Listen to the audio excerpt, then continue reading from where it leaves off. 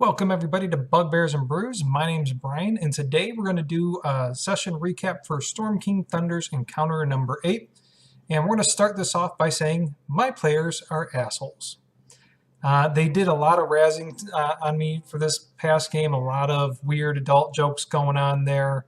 I know, like, I showed up a couple minutes late. Normally I'm like there way early before the game. This time I got there about 15 minutes before the game, and so by the time I got done setting up, it's about 6 o'clock, which is when we normally start. But you guys decided to just have a field day with all sorts of weird, fun stuff. But you guys are assholes. I still love you guys, but you're assholes. So starting in this, if we remember, we ran away from the giant lair with their tails between our legs. Turns out it was not 20 hit points. I think it was like 15 hit points or so, maybe less than that altogether combined for the party. But you guys were able to safely retreat, find a place to hide for the night, bunker down, and rest up. In the morning, Naivara was able to meet up with you guys. Tundran and Leo Voral went back to town because those two players didn't show up, so their characters went back to town while Naivara went and caught up with you guys, and then you decided to head back to the giant lair before the giants could recuperate. Heading back to the giant lair, Naivara pointed out that, hey, more goblins have joined, but they don't see any foot tracks for the giants. So you knew you'd have some giant or some goblins going in there, and presumably no more giants besides the main giant that was left. Getting to the cave, Thessalon turned back into a giant, or not into a giant, into a goblin, and did his little scouting. He found a couple of the goblins cleaning up. Some of them were butchering one of the giants and setting it aside in pieces. He tried to get those goblins to flee, but he couldn't. Full scouting showed there was probably 10-ish goblins, somewhere around that effect, along with the giant. So he went back out and said, hey guys, here's the numbers, here's what we're dealing with, how do we want to do this? And this is where my players got really creative and kind of frightened me a little bit. They decided to take the 3 sticks of Alden Fizzletink's Sticks of Instant Magic and create a suicide bomber in Thessalon. So Thessalon would take all of those sticks of instant magic and light them off in the middle of the giant cave and suicide bomb, essentially, see how that goes. So they wrapped this up. They figured out how they're going to do this. The party was going to go ahead and rush in right after the explosion went off. And so Thessalon went in, suicide vest in tow, and couldn't get the main goblins, the group of goblins right there that were right at the entrance to follow him. So instead, he dropped his goblin fast aid and just ran right, smacked one of them and ran right into the giant's throne room, antechamber, whatever we want to call it. And all those goblins that were right there followed him. And then all the goblins that were in the throne room just started conglomerating around Thessalon. Thessalon lit it off. And I rolled every save in front of my party because I like to roll in front of the screen for the most part. And I failed literally every single save on a DC 12 dexterity out of 10 rolls. I think it was, 9 goblins in the giant, and there's 1 goblin left alive. And so all the goblins got wiped out immediately.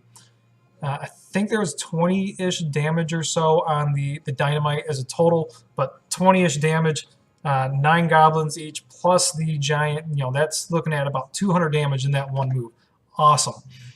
The giant fell over because of failing his save on the explosion.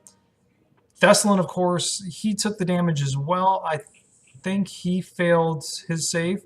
But then he was also blinded and concussed as he let off 3 sticks of this magic right in front of his face. And so he was the only person that didn't have tinnitus before. Now he also has tinnitus. With that, the party rushed in. Thessalon kind of mind spooked the giant as the giant got up and said, hey, it's this goblin's fault, the one remaining goblin that lived. It's this goblin's fault, the reason why the bomber got in. So the giant turned around and smashed that goblin with an axe, and then smashed Thessalon. Thessalon didn't get out in time, and so Thessalon got smashed, and that took him out of the fight. But like I said, he did a fantastic job of essentially killing 9 goblins and doing quite a bit of damage to the giant as well.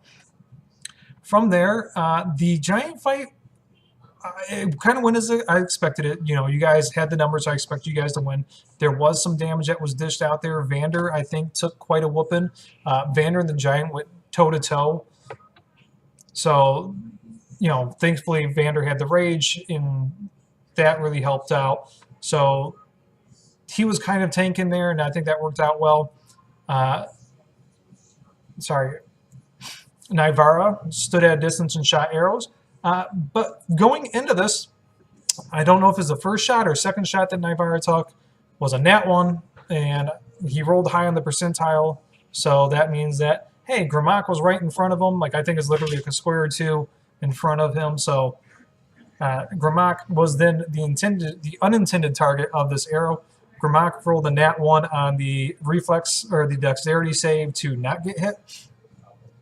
And with that, he's like, oh shit, he's going to take an arrow to the back of the head. But then he remembered he has his monk deflect missile. He deflected his missile and rolled an actual natural 20. So we had a natural 1, a natural 1, then a natural 20. So Grimlock shot the arrow, Nivara shot the arrow into Grimlock. Grimlock caught the arrow and then critically threw it at the giant.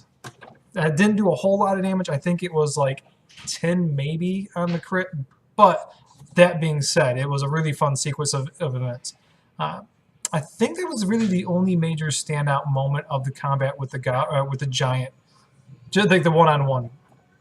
At the end, Vander wound up getting the killing blow and was in quite a rage and just kept on smacking away at the giant. From there, you guys did heal up Thessalon. During mid-combat, I think somebody did stabilize him. I'm not sure who that was. But so there was some healing returned, and Thessalon popped back up. You guys went ahead and searched the rest of the goblin or the giant cave.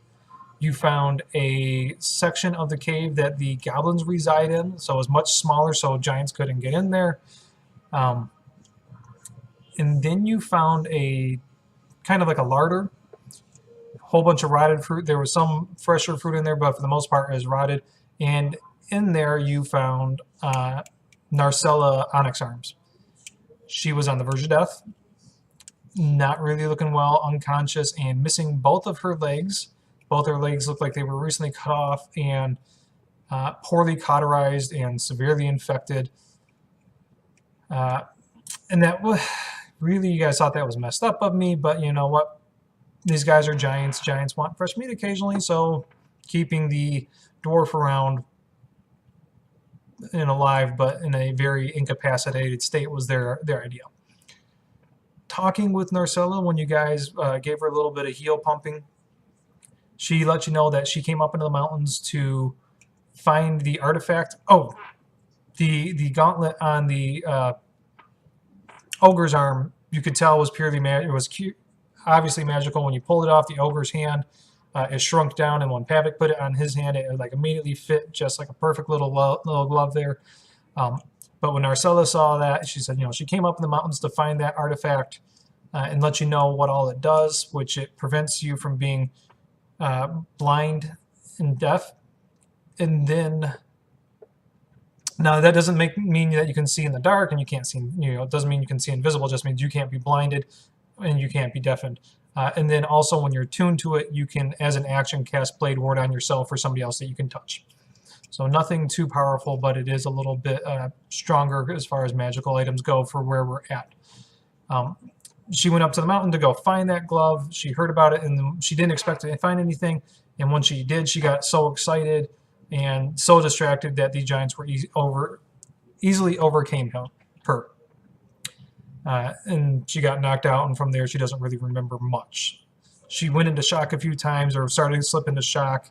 You guys were able to pull her out, and Pavic offered her a swift and painless death, and she did not like that. Smacked Pavic around even though she was near death, and said, "How dare you? I'm a cleric of Torm just the way you are. We're not giving up on our duty, so don't be that, you asshole."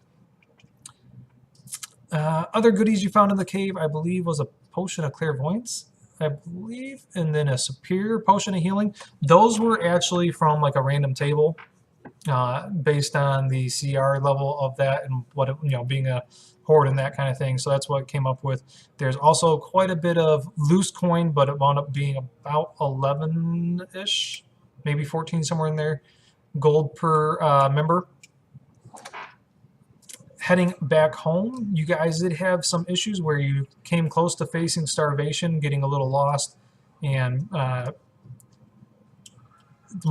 you guys thought you could rely on Create Food and Water. However, that's a 3rd level spell, which Pavik did not have yet since you guys were level 4 at the time. But you guys were able to make it into town at the last day where you ran out of food. A couple people had to go that day without food, but it didn't come into long-term play there, so we didn't really worry about that. It was about 3:30 in the morning, though, when you got into the town. Initially coming in, you guys went to go check out the constable, or most of the group went to the Church of Allface to rest up. Vander went to go look for the constable. Constable wasn't in and did not like the answers he got from the constable's lackey, so he threatened some jobs and said you'll rue the day when you cross Vander Nobleman. I don't even know Vander's last surname, whatever you want to call it. You had a good night's rest. You guys gathered all your goods to set out for the town. You turned in your ears. Vander threatened the noble, or talked to the constable and said, hey, you got to do something about your guy here. He's kind of a real piece of shit, not letting me talk to you at 3:30 in the morning. And the constable said, you know what? The guy did right by me. I didn't want to talk to you at 3:30 in the morning. You nobles think you're a little bit too high and mighty for what we like around here.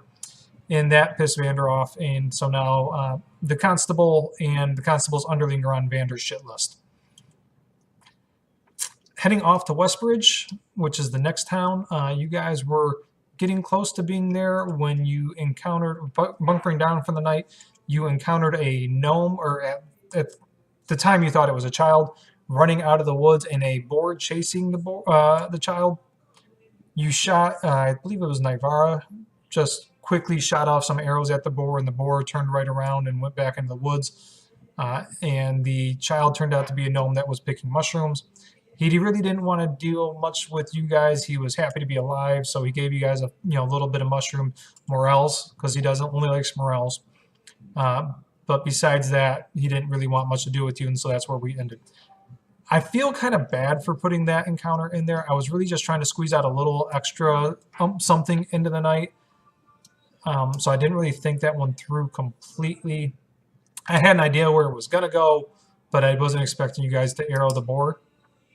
But that being said, I know that was really hasty and not quite as well put together as what my encounters normally are, and not much NPC interaction, so I apologize for that. Like I said, I was just trying to squeeze out a little extra something, but I kind of half-assed it. So in the future, I don't think I'm going to mess with something like that, and we'll just wrap up a few minutes early versus trying to squeeze out like the last little bit that I can.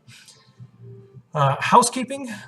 Level up to level 5. I know we mentioned it the previous week, but we didn't actually get to use our 5th level characters. But from here on out, we are level 5. Yay! That means your 3rd level spells and all those goodies. Next week, I'm expecting to get a bit of travel, and we should hopefully hit Tribord. That's the goal. So take care, guys. I'll see you next week. Bye.